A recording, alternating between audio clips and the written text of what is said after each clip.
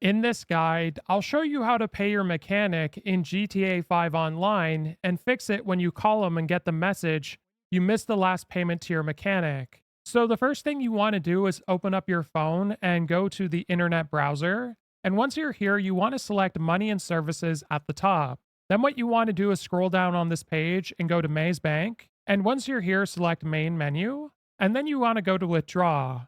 Now, your mechanic will stop working and won't deliver vehicles to you when he's not paid, and it's about $50 a day. So, in order to ensure that he's paid, what I recommend you do is have a look in the top right corner, and you want to ensure you have money in your bank account as well as in your wallet, which is the top number. So, I'm just going to put in 2,500. The minimum amount is 50. I recommend you keep more though, and you want to go to yes to withdraw from your account. Once you have the money in your account, what you're going to have to do is wait about 24 hours in game, which is approximately 48 minutes in real time until the fee goes through and your mechanic is paid, and then you'll be able to access all of his services again. If this guide was helpful, like and subscribe, and we'll see you in the next one.